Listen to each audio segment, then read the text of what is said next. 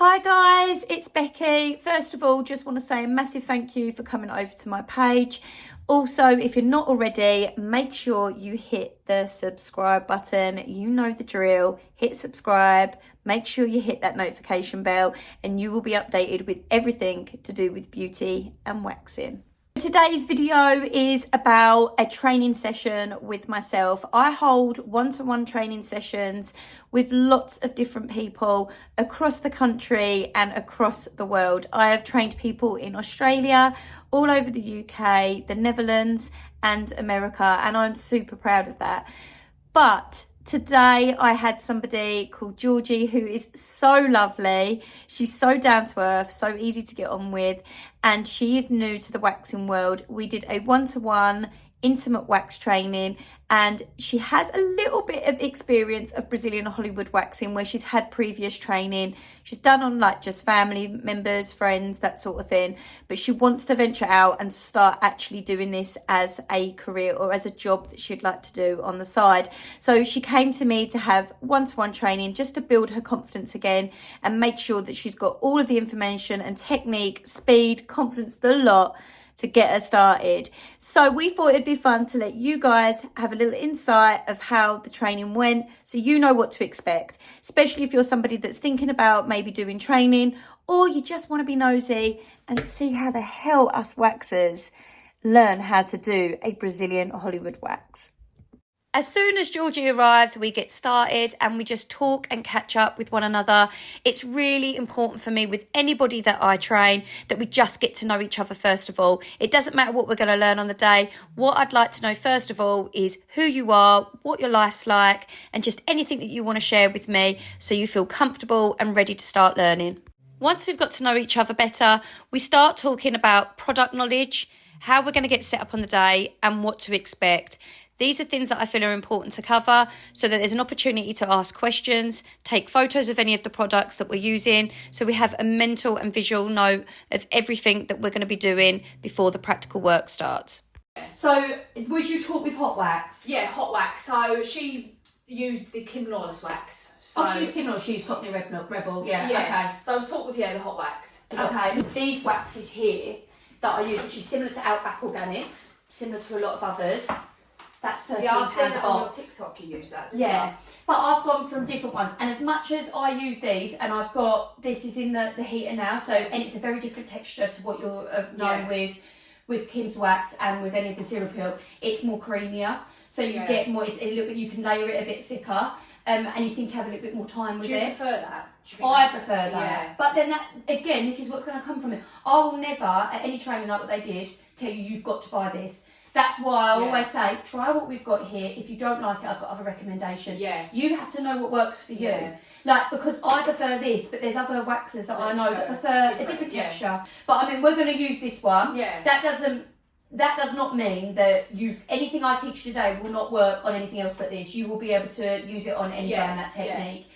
What you might find is that the speed of this or how you layer it might be a little bit different to another brand, but that's something that you adapt to. So what I found with bead hot wax, great, but when you top up your heater, it all congeals, the beads stick together, and then you get this hard ball of hot wax, which you've either got to wait for it to melt down or you've got to have a second heater topped up.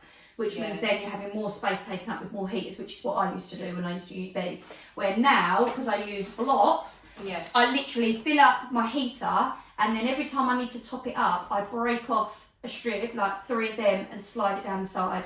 So when I get halfway down, 3 go in down the side, they melt as I'm still using my wax.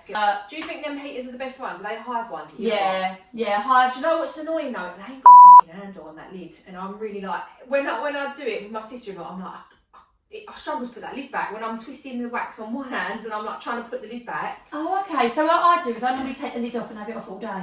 Do you? Yeah. What you'll find is like now I'll take the lid off to give it a few moments for the heat to come out.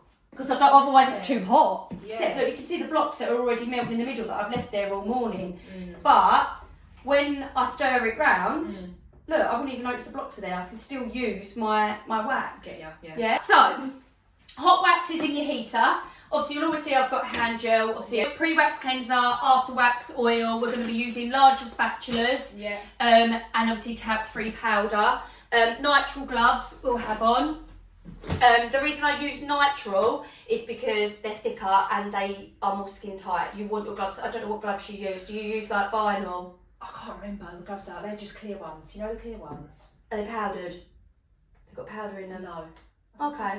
Maybe they're just clear nitrile ones then. Yeah. Because normally the vinyl come with powder in them. Avoid latex for obvious reasons in case someone's got a latex allergy. Yeah. Vinyl is great, they're fine, but they are baggier. So they're not skin tight and they can rip easier. Do you like them like quite tricky, like better tight then? 100%. The tighter is, it should feel like your natural hands are on the body. Because otherwise you get wax stuck to the tips of your gloves when they're baggy. And I find that actually when you're sometimes rubbing, say like for example if I was doing a leg wax and I'm rubbing the strip, if the glove is baggy, I don't get, it sticks to everything. I'm better to have it skin tight, and if I'm using anything with strip in it, I add oil to my gloves to make them so they're not like sticky. small. These are a small. Yeah, you've only got tiny hands, you'll be fine. What do you normally use, medium or small? Medium. Usually I put in a medium. Okay, and they're baggy? Not baggy. But they've got room in them. Yeah. Yeah, I would probably go with the small. You've got tiny hands. I suppose so. You're like, yeah, I suppose so. Your little T-Rex hands coming out. I was small before. I was small before. It's a bit like tightish. Do you know what I mean? Yeah, I think they're better if they're tighter, Right, in my opinion. Yeah, alright then. When I went to train, I was like, can we do one-to-one? She was like, it's not really cost effective for me. She was like, so no, I don't do one-to-one.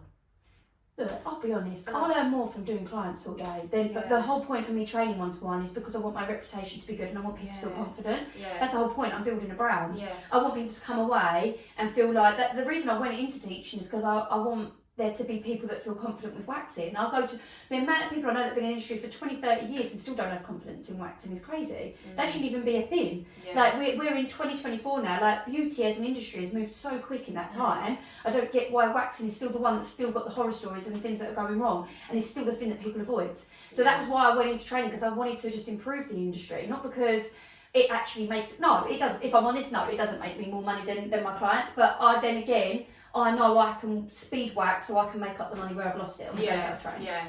But in the process of me training, it does make me more money, because in long run, people are going around saying I was taught with someone who really taught me and I'm confident now, I'm doing this, I'm doing better.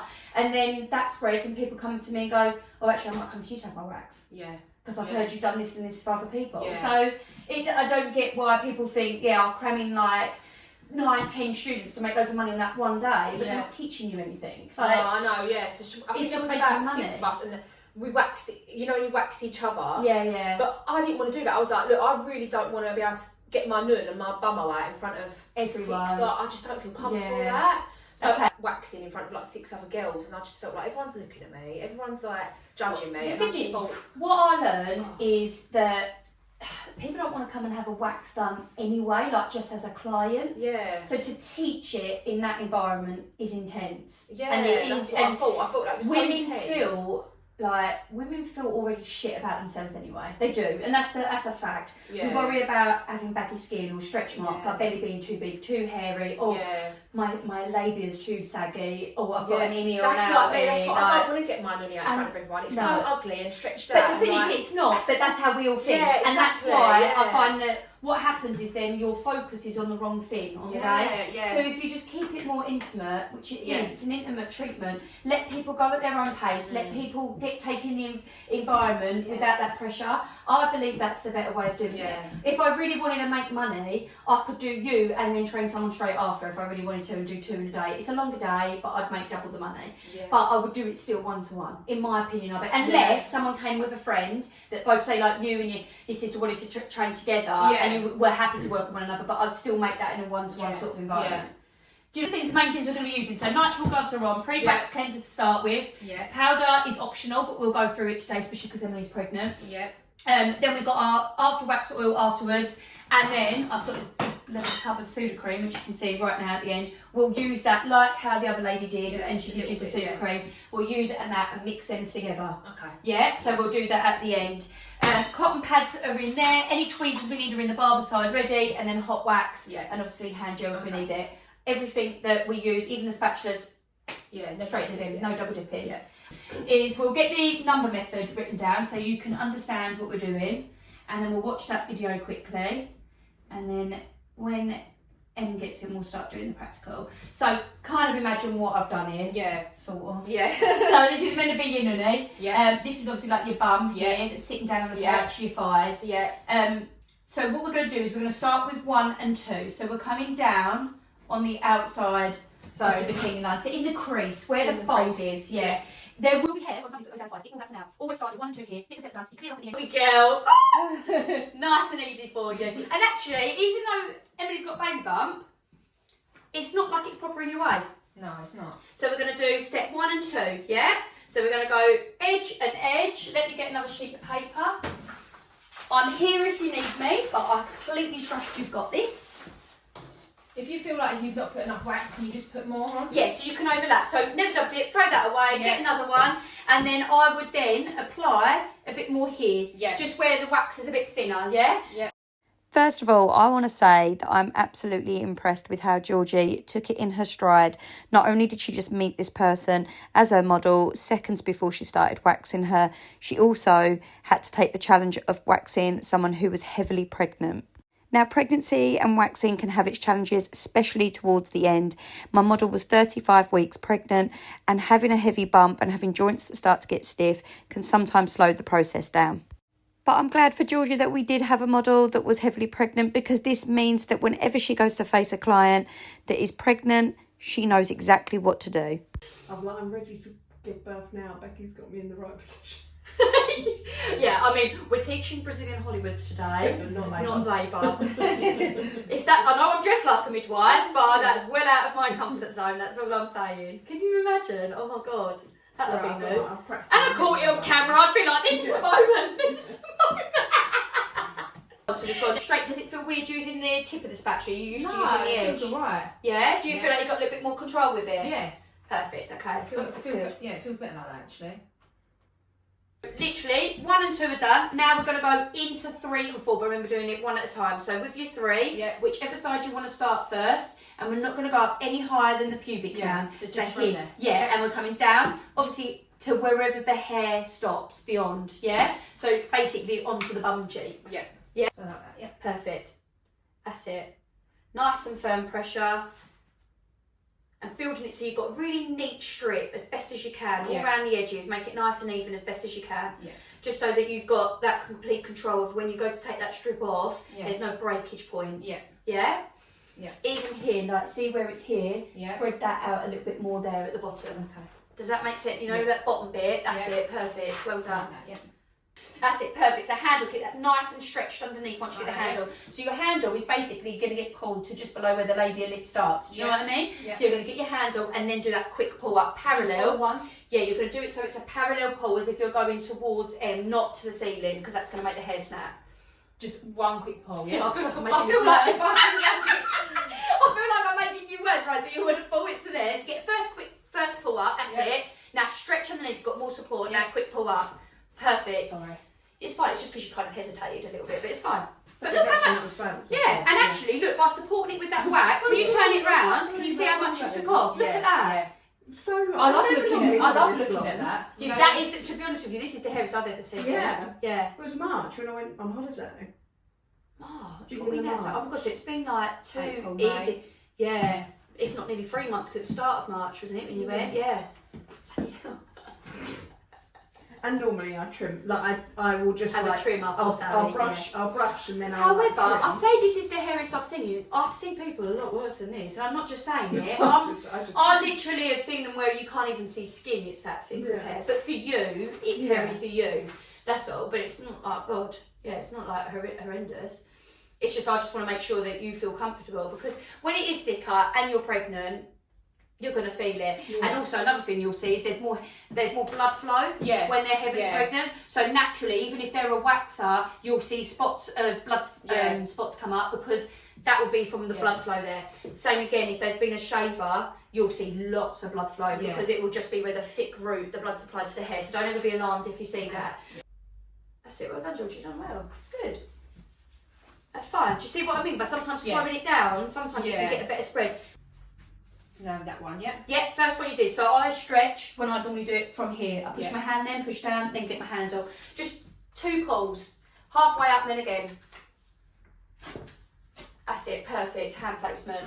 Well done, Jorgi, that was really good. Do the same on the other side. If need be, if you need to move around the bed, always feel comfortable with where you're going. I'm impressed you do it all with your nails though. I always have my spatula, I'm like, Really? Yeah.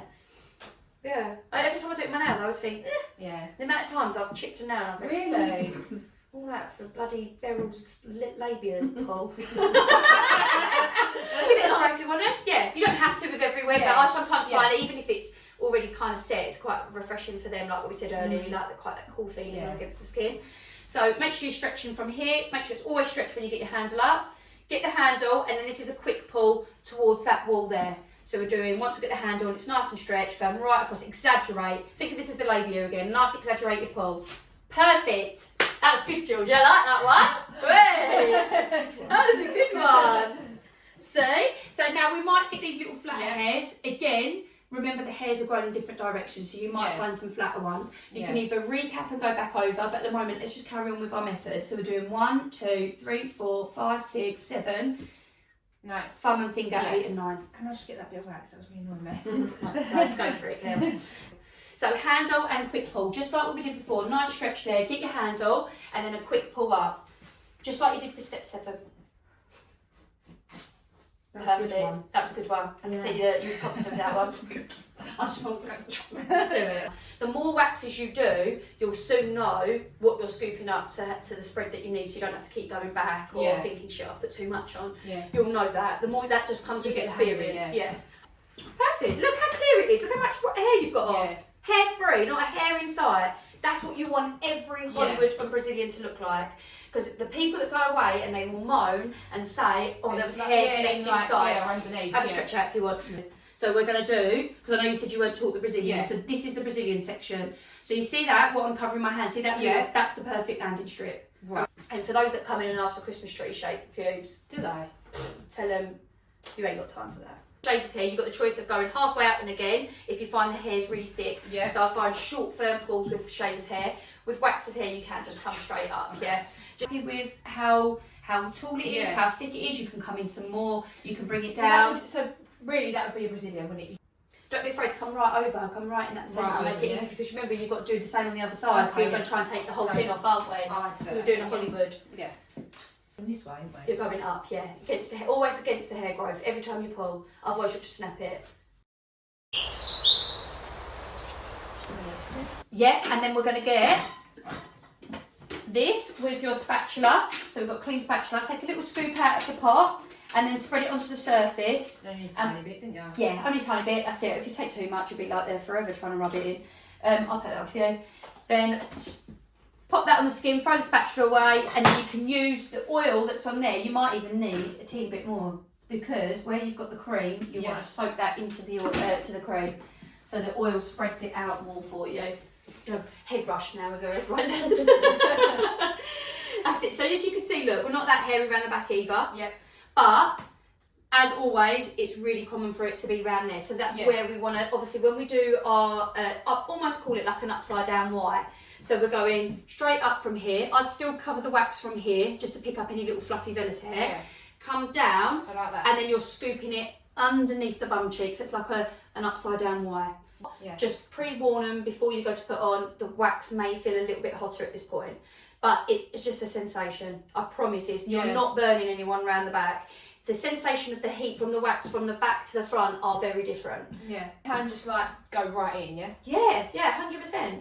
I know a lot of people feel like, oh my God, is the wax going to suck back into the bum hole? No one is going to absorb any wax into their intestines. It will just literally, as you pull it off, you'll see the hot wax will just literally be the shape of everything that you've just waxed. That's it. As you pull it off, it will all come away. Nothing. We're also trying to make it as dignified as we can for them, for obvious reasons. But we just do need to just be thorough. So if sometimes some things do take a bit longer, I might get girls that have, hair right across their bum cheek, so it's going to take me longer because I've got to then obviously remove all that. Sometimes I get stubborn little ones that are underneath the bum cheek and I have to go back over again, but I want to get all of the hair. Just because they can't physically see it doesn't mean you should leave patches. So just try and be thorough as best as you can. That's it. Now we're going to join both handles together, so you're going like this. Now you're stretching from underneath and you're coming up in short pulls. That's it. Perfect. Well done. That was really good. Really, yeah? So when you go to apply the first time round, just really double check that you're bringing your wax right into there. Okay. Laying on your side or tucking your knees up, you're going to miss these bits. Do you think that mole's got bigger? A little bit. Yeah, I'll show you a mole under my bra that's so big now. Yeah, a little bit. Have you had it checked? No. It's a mole, so I'd Yeah. still just get it checked. It's Yeah. better to be safe than sorry, isn't it? Perfect. Now you're going to get your oil and give oil all over. Done.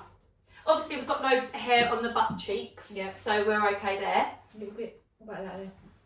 See a little bit there? I'd get the tweezers and Yeah. just tweeze them once. Yeah, it's only literally 2, just because of the fact that we've put a bit of hot wax there. It's already sensitive, and then now the skin's going to be warm because we've gone over twice. So I'll just get, if it's 2 hairs, just pick it off with the tweezers and then put the oil on.